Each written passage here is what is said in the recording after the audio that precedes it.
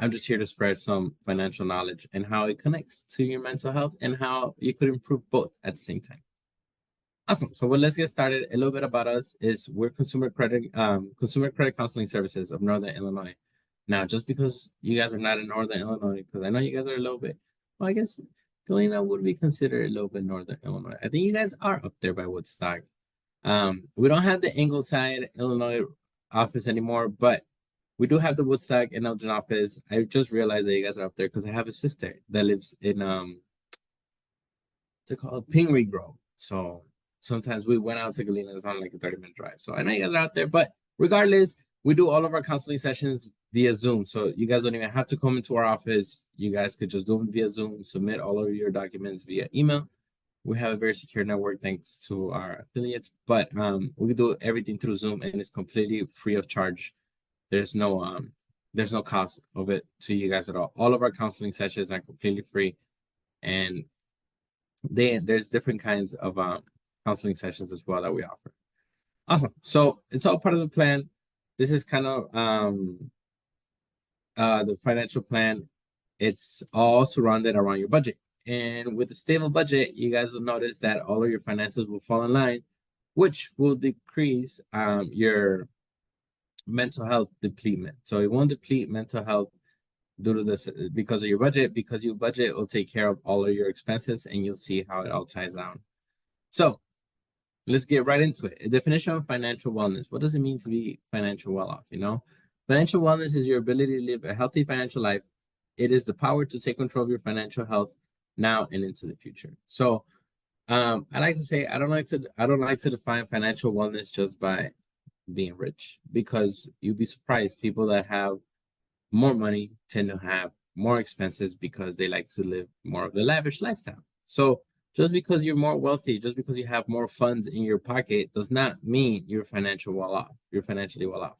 You're financially well off whenever you have total control of your finances and you control them now, that you control them so well now that they're contributing to your future. So that's what being financial well off is. I don't want you guys to get focused on the monetary part, because financial wellness comes in all different sizes of social economic classes and sizes of budgets. So spending within your means, being on track to meet long-term financial goals are key to financial wellness. Also, being able to make choices about how you live your life and having the capacity to absorb money emergencies. And then just a heads up, I'm not going to read off every single slide. I just like this first two slides because it really does encompass the definition of financial wellness. In this slide, what it's trying to say is spending within your means and being on track to meet long-term goals. So you guys, we're going to talk about building budgets. And one of the key components of building budgets is setting goals. And not only setting goals, but setting goals that are realistic, setting realistic time frames to these goals, because you could easily set a goal like, I want to start a savings account and my goal is to reach it to 1,000 for emergencies. That's an excellent goal. However, you got to put a time frame behind that. I want to do that within 3 months. Now, are you able to save $330 and like $50 each month? Or will you need to extend it out? Maybe I want to do it in 10 months. So that way you can save $100 a month. So always be very realistic with your goals, because then you'll add unnecessary stress to your mental health. Also, I like this part right here, being able to make the choices about how you live your life. If you have a budget and a stable budget, and the budget is working to your advantage and working how you want it to work, then you're going to be able to make choices about spending the rest of your money however you want. You could go out to eat, you could go out with friends, you could spend it on trips. Regardless of how you spend it, you know you're going to be taken care of because your budget has taken care of all the rest of the stuff, such as expenses, debt, and putting money aside to savings. So once you have all that taken care of and the extra money that's left for you, you could spend it how you want it, because at the end of the day, nobody wants to just work to pay bills. They want to work to spend their money. So be very mindful of that. And having the capacity to absorb money emergencies, that comes with establishing a savings account. But it's really, really important, because I hate the term emergency credit cards. You should not have an emergency credit card. You should have an emergency savings account, because you should have, the rule of thumb is 3 to 6 months of expenses. However, you should have decided what your emergency savings account looks like and a threshold for that. And that way, whenever an emergency happens, you take funds out of that. And since you already have savings included in your budget, you could just rebuild that back up throughout your budget. So financial hardships, I'm here to talk about them too, because they also do occur, even though you don't plan them to. You know, in my 31 years of life, I never thought I seen a church close because of a pandemic, which blew my mind. And a lot of people lost their jobs because of that. So they went into a financial hardship. Um, it does increase the risk of mental health problems, obviously, because then you're gonna have more to stress about since you're going through financial hardships. It does increase mental health problems, and also it does carry serious impact because then you don't know how your budget is working, and not only that, but you were already set to a budget, and then now it's always now it's changing because of that financial hardship. But with a stable budget and with the summary adjustment, you could get out of that. We have a question here. What about those limited by the government to have savings? Are there alternative options for those individuals? There are. Any savings account, any savings strategy doesn't work for everybody. You have to find one that works for you. Now, if you have a limited income, that's even better because you're able to plan better around that limited income due to there being some help to your expenses as well. So since you're getting a limited income, you know exactly what you have to spend out of that income. Then you know exactly after your expenses how much you have left. Now it's up to you and your attitude towards money to identify that amount left to spending and just dedicate a little bit to savings. Even if it's a little amount, even if it's something as small as $10 a paycheck, as long as you get into the habit of setting something outside of your budget into your savings, it doesn't matter the amount of income that you receive because once you're in the habit of that, then you're just contributing to that savings account. Also, your goal should always be to improve your financial state. So if you are in a limited income and there's ways to improve that, luckily now there's different kinds of ways to get like secondary jobs and stuff, then you could always improve that financial state and then you could always contribute more to your savings. Good question, good question. I always like to say before we continue with the workshop, limited incomes are the easiest to work with budgets because you know exactly what you're gonna get and it won't change. So always take that into consideration and make that an advantage because you know exactly how much you're gonna get. So allocate it correctly. Financial health and mental health connections. This is very, very important because there are plenty of those. There's multiple of those. There's multiple ways that financial health and mental health connect. You know, because when people experience difficulties managing the budget and managing their funds, then of course they're gonna go into depression and anxiety. And people already have that, so we don't want finance to be one of those things to contribute to that. You don't want to be anxious about your money. So it's very, very important to just create a budget. That way that just takes alleviates some of that anxiety for you. An individual suffering from depression and anxiety may struggle to focus and succeed financially. Again, we're all going through our own struggles. You already are stressing about work, about life, about, you know, family, all of these things around you. Don't let money become one of those things and just create a budget. If you have a stable income, if you have an income of any type, as long as you allocate it correctly and divide it correctly for your expenses and your spending and your savings, then you're gonna be fine. Because we always say money can't buy happiness. You know, you shouldn't be money should not be a contributor to your happiness. It should just be a tool. It's a tool that you use to exchange for services, you know. You exchange for food, you exchange for groceries, you exchange for gas. So just know that money out there is a tool. You could increase it by doing different things, and it could also decrease due to some financial crisis. However, whatever you have income in, the better you manage it, the less anxiety you'll get from it. Because, like I said, everything will be taken care of. I like these signs of financial stress. They're gonna be related more to like school setting, but I like talking about these because it also like applies to like work settings. For example, increase on dropout rates. Now, nobody's dropping out of work. However, if you're already stressing about your finances and you're like, you know what, I don't get paid enough here, then I'm just gonna quit and start looking for something else. However, that's not the right way to go about it because if you quit and you start looking for something else, then you are just going to stress yourself out more because now you don't have a job and now you're forced to look for something else that might not even pay as good. So That's how you relate it to work. See, I told you I'll put these into work perspective. Of course, physical health. I always like to say if you have enough money to budget for your groceries, you should not be there should not be anything wrong with your poor health, because if you budget for groceries, that's taking care of your body. Putting fast food into your body because you can't afford groceries, that's diminishing your physical health. So be important, be mindful, and include a grocery budget in your budget. For mental health, we kind of already spoke about that. How if you're not thinking about your if you're thinking about too much about your spending, then you're already gonna be adding that to your stress levels and to your anxiety levels and to everything contributing to your anxiety. So keep that in mind. Lower GPA, kind of, I want to again correlate this to the work ethic or to the work environment. And it's lower output. So lower GPA means kind of like your lower output at work. So you again, the lack of funds is stressing you out. So you just start working a little bit less.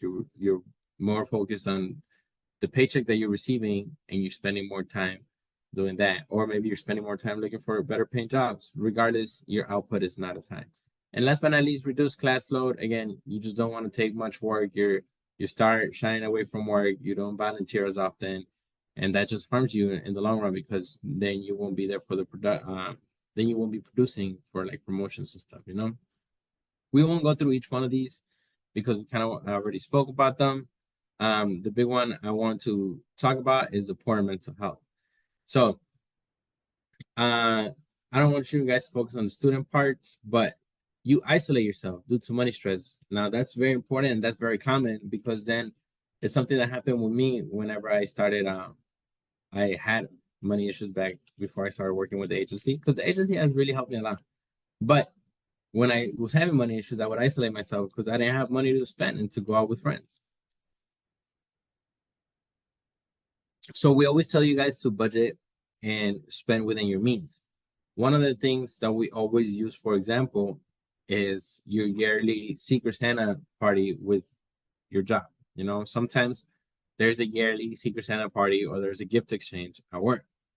Now, if you're not managing your money well, then you're going to be stressed out about how to participate in these activities. However, I'm here to tell you that it may be okay to sit down from those activities for 1 or 2 years until you get your budget under control, until you get your spending under control. Because once you start stressing about not having enough, and then you have other means of funds available to you, such as like credit cards and lines of credit, that's how you start getting out of control, because you want to maintain a lifestyle that you're unable to maintain because of a financial crisis. So if you're going through a financial crisis, maybe it's time to take a step back on your spending. If your income, excuse me, if your income increases or gets limited to a certain amount, you have to change your way of spending, because if you don't change your way you're spending, you won't be able to adjust your budget appropriately, and you'll run into money problems, which at the end of the day will turn into mental health problems, because you're unable to participate in these things. Everybody wants to use their money again how they want to. Nobody just works to pay bills, but everybody wants to use their money kind of to enjoy the things that they like. So you won't be able to do that if you don't budget properly. So mental health is the top concern. 66% of college administrators, definitely mental health is the top concern. That's why we have these workshops. That's why we have our counselors. You guys have to get help. If you're finding yourself sinking into a financial hole with credit card debt or with any type of debt, it's super, super important to talk to somebody. I know these things are difficult to bring up in a conversation. However, there's help out here, especially help for free, like kind of like the help that we offer. And just know that as long as you spark that conversation with somebody, you're able to talk to them and tell them that there's help. Not necessarily that you need it, but just knowing this information, again, you're able to administer that. And as soon as this conversation comes to topic, because somebody's trusting you with this, and somebody that talks to you about finances means they care about what you think, and they probably want your guidance, and you can guide them to agencies like us, or guide them to places where they can exceed, because then they're going to just know where to find help. College and universities want healthier students. Yes, everybody wants healthier persons. And so just, again, build a budget that works for you, and you're going to reduce your mental health stress levels. A lot has changed since the pandemic. Yes, a lot definitely has changed. We just use the pandemic as an example because that's the most recent financial crisis that happened, like kind of like across the world. So, for example, if this was after 2008, we would probably use the 2008 financial crisis as an example because, again, financial crises happen not day in and day out, but they do happen often enough for them to be some memorable ones in the past. Again, the pandemic, 2008 with the housing crisis, in the 2001s with the internet bubble, and so on and so on. 98 with the blackout market that happened then. So if you're part of these financial crises and they affect you in any way, just know that with a solid budget, you're able to change through that. So I do apologize about using the pandemic as an example. It is kind of old now, I always tell people whenever they say that they have COVID or that COVID is still around, I'm like, that's an urban legend.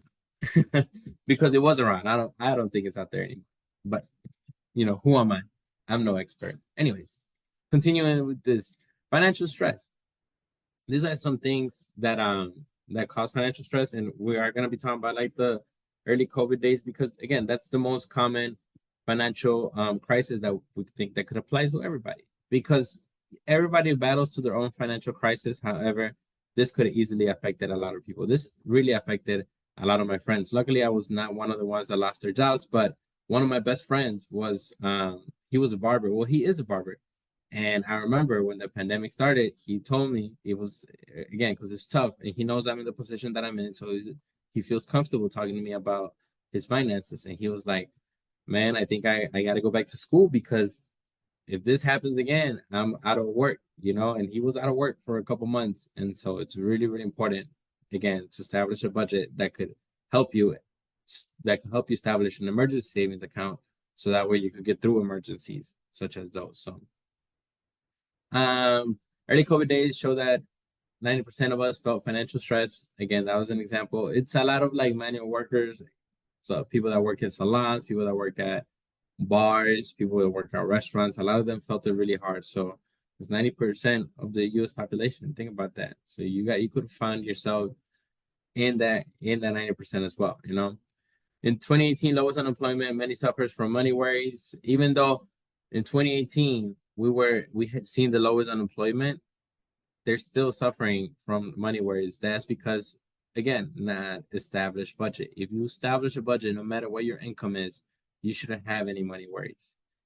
And then, last but not least, 44% of Americans listed money concerns as the number one stressors. That's less than half of the Americans. That's a little bit less of the Americans population. And that's crazy scary. I know that I don't know if it's in this workshop or in another one, but there's a fact out there that I think is less than 20% of Americans have a savings account with like $3,000 on it and are prepared to like handle an emergency, which is a scary sight. And that's what I'm telling you. If you are in that boat, then you're probably gonna have some financial stress. But just know that there's ways out there, all with a solid budget. Mental wellness, start small, saving small where you can. Auto save round out. Like I said with the question in the chat earlier, if you have a controlled income, then you know exactly how much you're gonna get. Divide it up accordingly and divide it up properly, and you will find a way to save, even if it's something small. As long as you get into the habit, of putting something away each paycheck, you're gonna get there. Um, yeah, there's certain. I see that question. There's certain situations that might not be allowed, but that's only because it's a special circumstance. And again, if you're in a special circumstances, there's way around it. There's help out there. I would suggest you call our counselors, and they will definitely help you out. They'll look at your financials, they look at your situation, and they will build a budget. Because that's another great thing about our advisors is that they create budgets tailor-made for each situation, each living style, and each household size. So it's really, really, they're really, really good at what they do. And the best thing that you get out of our free counseling sessions is a free budget. And that speaks volumes. Examine your spending, then budget mindfully. Again, know where your money is going. You have to understand where your spending habits are at. Are you good at spending? Are you the kind of person that says, you know what, I'm gonna buy this today, because I get paid in 2 weeks? Or are you the person that says, you know what, I'm gonna wait the 2 weeks until I get paid and then I'll buy it then? That's very, very important because you got to identify what kind of type of spender are you. Understand debt and credit scores and interest rates. That's super huge because when you go into debt, any sort of debt, whether it's credit card debt or whether it's an auto loan, whether it's a mortgage, you have to understand what that debt entails, how much the balance is, how much you are getting charged. You got to know the interest rates. How much will you be getting charged for borrowing this money? Again, credit cards are not an extra source of income. They're borrowed money. And every time you use it, you need to understand how much you're getting charged for that and know that the interest rates are from like 15 to 30%. So understand how much you're getting charged for you to use their money. And then take advantage of your college, university financial programs. Also, if you have banks, if you have a Chase Bank, if you have any type of bank that has an online platform, I guarantee you they have financial wellness programs there. They have financial wellness classes. They have financial wellness tips. You can find that everywhere. If you're struggling financially, you can find these tips anywhere and everywhere. I promise you that they're out there. So now we're improving financial wellness to improve our mental health. You have to stay on top of your monthly spending again. There's all sorts of things out in the internet right now for budget trackers. After this, I'm gonna show you guys what our website looks like.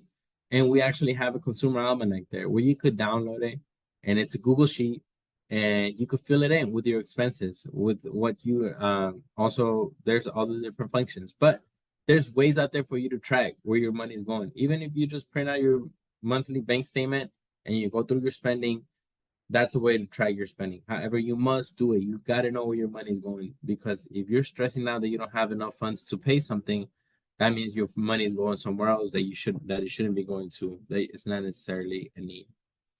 Start an emergency fund. Like I said, there's no such thing as emergency credit cards.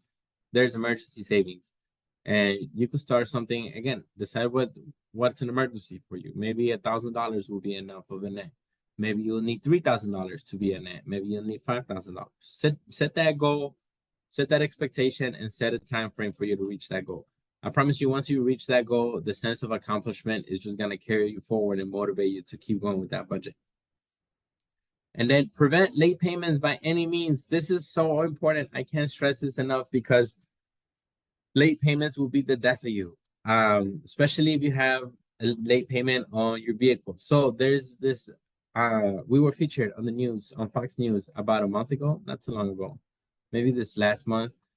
Definitely within the last 45 days. We were featured on Fox News, and we talked about the increase of repossessions happening in the auto business right now. And sorry if you guys hear some snoring. My dog is sleeping on my lap.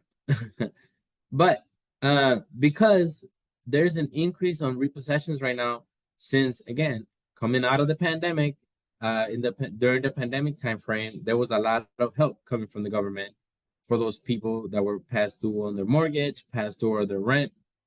There was a lot of funds coming from the government for those people, and they were able to not make those mortgage payments, and they were government backed.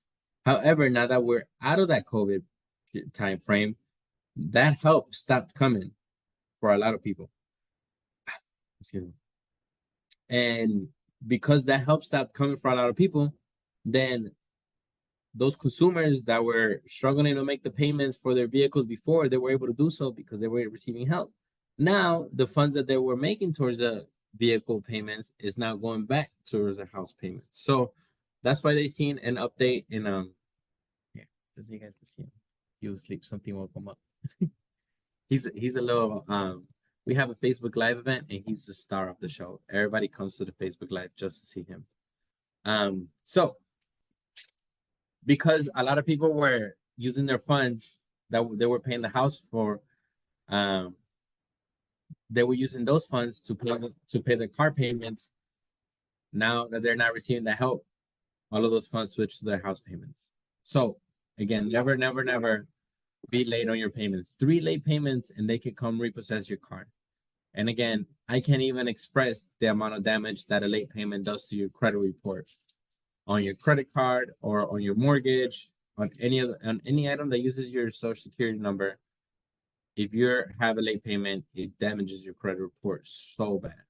So definitely stay out of that. Also, if you guys aren't familiar, look at your credit report once in a while. You get 3 of them for free. You get a free credit report from Experian, TransUnion, and Equifax. All you have to do is go to annualcreditreport.com and you can get it for free. I know it sounds like a scam, like annualcreditreport.com. You'll see the website. It looks a little fishy, but totally government backed. Again, free credit reports. You won't get your score. Now, keep in mind, that's not a credit score. That's a credit report. You'll be able to see all of your items that use your social security number that you have credit on, and it'll show you all of the payments that you've made on it. If you're late, it'll have a late payment sign on that payment month, and that just kind of follows you along for at least 3 years. So always, again, keep that in mind. Never miss a payment. Never be late on a payment. Okay, so we're not done. Still going. We're trying to get a better financial wellness, so that way we reduces our mental health. No, it doesn't reduce our mental health. It reduces our mental health damage or our mental stress, you know. I always get confused. Sorry, my English is not very good looking, but I always get confused when I say that. Anyways, you're not done. We got to make a plan to pay down debt. What I always say this is that if you don't have a debt in your budget, then that debt payment could be used for something else. So if you're making credit card payments and you don't have any more credit cards to pay off, then whatever you were sending to those credit cards, you can use towards savings. That could be an option, or it increases the spending money in your budget if you already have savings in your budget. So always keep that in mind. Make a plan to become debt free. We have a debt management plan in our in-house that we offer, and what we do is we build you a budget. We include that debt management plan payment in that budget. We make sure that you're able to afford it, and once you're done with that payment plan, then you have no debt. And so it's up to you to just not use any more debt while get through that plan.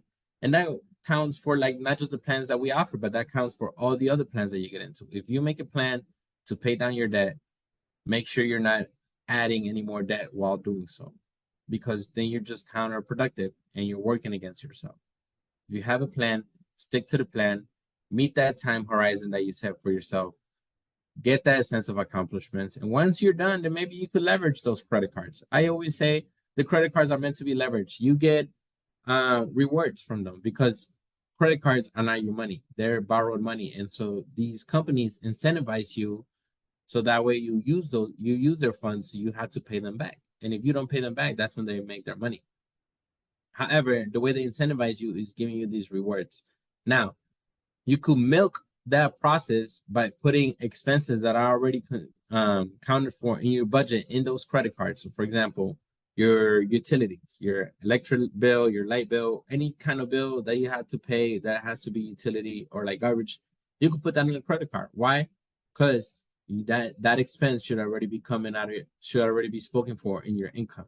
So when that income hits your bank account, you could go ahead and pay that credit card off, because you don't want small loans from your utilities. So that's how you leverage it. So you're using the credit card, you're getting points for it, and those points are basically free money. You could get that money as cash back, or you can use it as points for traveling, which I love doing. That's how I travel. That's my hack.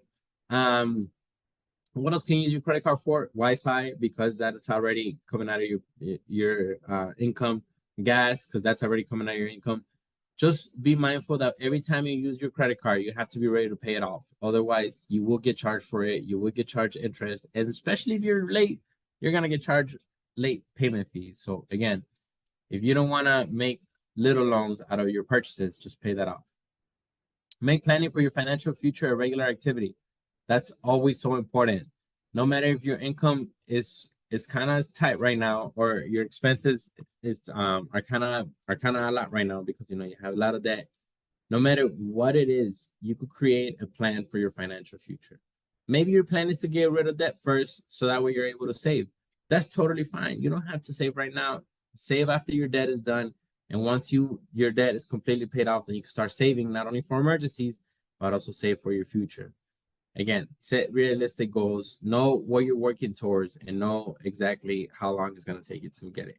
Set that time frame, because then you're just gonna keep looking forward to it. And again, I'm a big fan of it. Once you make it, then it's just gonna create that sense of accomplishment, and it's going to keep you motivated to keep going with your budget, you know?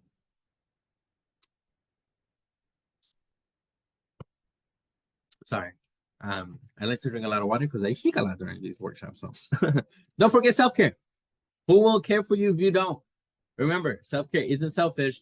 What I like to say is pay yourself first. Whenever you're going through your budget, create your expenses, pay yourself first. Because you're the most important. Nobody cares more about your money than you do, and nobody cares more about you than you do, you know? So always spend on things that you like. I like haircuts, and as you can see, my hair's kind of dyed, which I would dye it before, which was in my budget, but now I'm like starting to regret it because now I don't want to pay all that money. So I'm trying to like readjust my budget, but I might be cutting it. Regardless, my haircut is $60. That doesn't change. The blonding is might change because when I cut it, I won't need to blonde it anymore.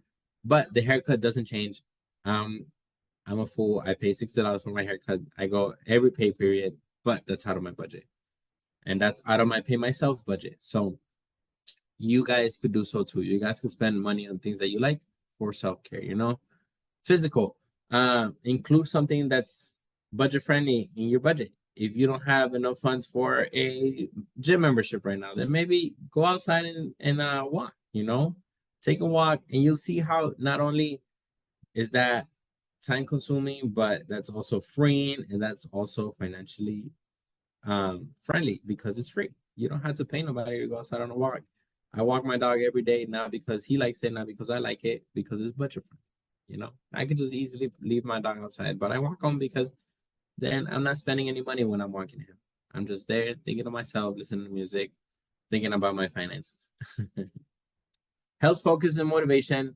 Get a buddy, encourage one another. That's always super important because, again, once people are coming to you with financial troubles, that's nothing easy to talk about. So the more you hang out with this person, the more you try to help them, the more you guide them the correct way, you're just helping somebody else. And they could help you too, you know? Always bounce ideas off each other. Always think about how your budget's working, how their budget's working, and maybe you can combine them, and so on and so on. Social. Face-to-face contact can reduce stress and anxiety. Remember that. Go out there, be social. Again, people don't only work to pay their bills. People work to enjoy this, you know. Save up for a sporting event and make that a small goal in your budget. You know what? Maybe these next 3 paychecks, I won't spend uh money on this. I'll save this amount of my paycheck, and in 3 paychecks, I'll be able to go see the Bears play, you know? Things like that. Whenever you make it to social events like that, you're reaching goals. You're not only motivating yourself, but you keep your budget going. And once you reach that goal, then that part of the income becomes available again. And you could start putting that away towards something else. Family or friend connections strengthen us mentally. Again, I like that. I like that because it's free. It's totally free to hang out with family. It doesn't cost you any money, and you're being social. That not only boosts your mental health, but it also boosts your financial health because you're not spending any unnecessary money. And social interactions improve memory and brain power. I'm always been that kind of person that if I talk to somebody, then I won't forget it. Maybe I will forget it, but I know it's out in the air, so I know I'm gonna remember it somehow. I'm terrible at remembering names. I don't know why, but if they make a if they make like an impact conversation, then I'm definitely gonna remember the name. Positive affirmations. This is so important in your budget, especially when you're connecting financial wellness to mental wellness, you know, mental health well-being. You have to be positive on yourself. And this is when the goals come in because if you're reaching your goals, it all just works automatically. If you're reaching your goals, then guess what? The positive affirmations will be there. You will be that sense of accomplishment, and you'll just continue to move on. Check in with your most trusted people. As a counselor, well, not as a counselor, I'm not a counselor. Don't let me fool you guys. I'm working on it, but I just do the teachings, you know. However, our counselors, they are excellent at curating a program for you, like curating a budget that works specifically for you with what you like to do, what you like to spend on, your family size, so on and so on. But also, they become these trusted people that they'll check in on you. They'll check in on you maybe month in, a month out, maybe quarterly, depending on how often you want them to check in on you. They will do so, and they will make sure that you're on the right path, you know? And at the end of the day, we always tell people it's your money. Nobody cares more about your money than you do. So if they give you this budget and it's just not working, you don't want to follow it, totally, it's totally fine, you know? That's your money. At the end of the day, you are the decider on what goes on with it. So don't feel obligated to get a counseling session with us, or don't even feel obligated to follow the instructions of our counselors, but just know they're there to help you. Just like a lot of people might be out there to help you whenever finances are brought up. Just again, realize that this is a tough topic to talk about. And once it's out there, it's good to talk about it, and it's good to get help if necessary, because if you have help, then you won't stress about it as much. Try meditation or yoga because it's free. If you guys aren't noticing a path here, we are suggesting things that you try that they're free because they're budget friendly, and you can do these things at home. Again, you don't have to go to a yoga studio. You don't have to go to a meditation studio if there are any. If people are charging you to meditate, that's a problem because I could just sit here and go and meditate. So that's totally free. You know, be mindful of meal times. Food choices can affect our moods. We won't watch that little video because that link doesn't work sometimes for me. So speak with a credit counselor. This is not where necessarily where we come in, but I like to talk about this slide because we're here to help. I was not aware of our organization up until I started working with them. And before I started working with them, I didn't even know things like this existed, you know? People don't teach enough about finances. We don't get taught enough about finances in school. We don't get taught enough about finances within our families. We kind of just get thrown in the world sometimes. So the sooner you start teaching your kids about this, or the sooner you start getting educated about this, the better you are going to be financially, you know? It took a financial downfall for me to run into consumer credit counseling services of Northern Illinois, and they've helped me tremendously. And now I'm on a such an excellent financial path, and I've reached some goals that I set for myself within my finances. And again, as a first person experience, I'm telling you, it works. They're completely free, no judgment, and they're just here to help. You know, and again, if you might not need the information right now, you may have a budget, you may be doing well financially, then share this information with somebody else. Let them know because people will come to you when they're most vulnerable. And if they're already struggling with finances, let them know that there's help out there. Whether it's our help or any other help, there's definitely free help out there. Not necessarily you need to pay for. And there's also YouTube videos because what we'll tell you is free because you could definitely do it yourself and you can learn yourself. You could understand it. So very, very important slide. Budgeting. We will review your income and expenses. We'll ask you to send in your bank statements because we want to see what you're spending on. You know, I know it's a little intrusive, not intrusive, but it's a little nosiness, I guess. But we want to give you a real picture because that's whenever you make your budget, you need to set a real picture of yourself. You need to be realistic with yourself, and sometimes you may need some tough love on yourself. But we will help you identify that. We'll help you identify your spending and if it's needs or if it's wants that you're spending on, and we'll build a budget around your needs and your wants, you know? We'll address your concerns on your credit report because we'll also help you go through that. We'll help you identify where you're missing payments. Maybe you're not missing payments. Maybe you're doing great. Maybe somebody's using your credit. You know, we'll help you dispute that and get that off your credit report and navigate those waters. So excellent counseling services. Debt management plan. This is again something that we do in-house. I like this because we work with creditors to pay off your debt. So what we do is we put you on a plan. If this works, if your credit is kind of getting out of control and you just have too many credit cards, maybe 3, 4, 5, you can't keep up with all the payments. Then what we do is we bundle all those credit cards up. We cut them off. Not cut them off, like not physically cut them off, but like we shut them down because if we put you on a plan to cure this credit or to cure this debt, then we don't want you accruing any more debt. So we work with creditors to close those credit lines down. We lower the interest because since you won't be using it, there won't be a need to have that high interest. We negotiate the interest, we lower into the single digits, And then we bundle all of the payments that you're making into one monthly payment. This monthly payment could be higher or lower depending if you want to do it for 3 years or depending if you want to do it for 5 years. However, we make sure that the monthly payment fits in your budget, and you're gonna be debt free once you finish the debt management program. This does include here avoid bankruptcy, because that's a good option and a good alternative to bankruptcy, because bankruptcy will stay on your credit record, on your credit report, for 7 to 10 years, depending on how you discharge it, and also depending on when you discharge it. Because if you don't discharge it, it'll stay on your credit report until you do so.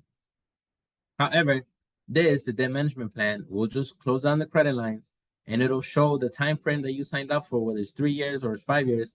It'll show that time frame of just on-time payment. So not only will it boost your credit report, or not only will it boost your credit score, but all of those on-time payments will be on your credit report.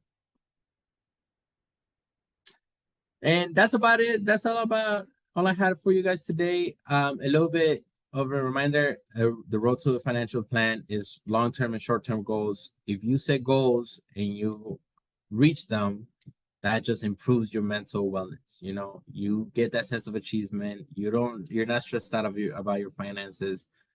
You're reaching your goals. That just taking financial stress out of your life and improving your mental well-being. Keep mind of those time horizons, keep it reasonable, make them according to what you're able to afford. And then just a reminder about who we are. We're Consumer Credit Counseling Services of Northern Illinois. Again, if you're not in Northern Illinois, you don't have to go all the way to those offices. I mean, you guys are up there. I kind of went through that again. Sorry, force I have it. But you can just call us, make an appointment. We'll do the counseling session with you from your own couch while you're making dinner, or when you're feeding the kids. Anytime, we will do it from your own house. And then you can submit all the paperwork via email. Thank you so much. Now, I'm opening the floor up for some questions. Thank you, Radhika. I'm gonna open the floor up for some questions. If you guys have some questions, just go ahead and come off mute. We're here at Galena. We were just being with Larry. So this is our second class here. Thank you so much. Maybe since you guys are so close, so we might be able to do a in-person class one of these days. Maybe not me, because I live in Chicago. But sometimes, like I said, I'm out by like Pingree Grove. So maybe I might be able to step in, or maybe one of my colleagues. We're all great. But yeah, we might be at the Galena Library pretty soon. We could coordinate that. Does anybody have any questions? I know I'm just rambling, because I like to do that while I give you guys the time for the questions. I also like to give, when I'm about to end, because I kind of like hate silence, I like to give the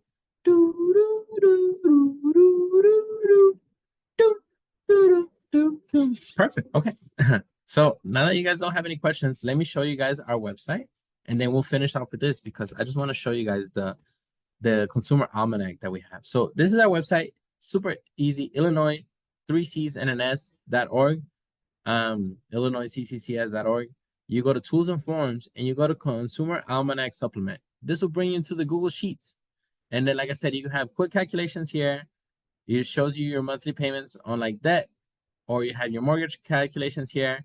It'll show you how much your monthly payment will be for your mortgage. It'll also show you the amortization schedule, how much you're paying of interest and how much you're paying on principal every day. And then all the other apps right here. We have some questions. Do you recommend budgeting apps like Rocket Money? Yes, definitely. Budgeting apps work, or little sheets like this work, or even doing your own Excel sheet works, even doing your own calendar works. Anything that works for you. If it's an app, if it's, writing it on a whiteboard month on month, or doing it on Excel, having something on your computer.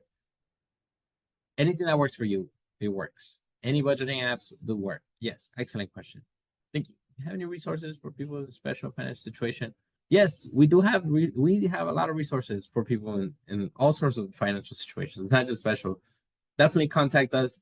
I'm gonna put, again, you could just go to our website, IllinoisCCCS.org, and our contact information is here. You could email us, let us know of your special financial situation, and we'll definitely be able to help. Excellent questions. Excellent questions. Well, if you guys don't have anything else more for me, Larissa, do you have anything for me before I let you go? Nope, nothing else. We'll see you in a couple weeks for the next one. Yep. See you guys in a couple weeks. Have a great Thursday night. Bye, everybody, and a good weekend. Bye.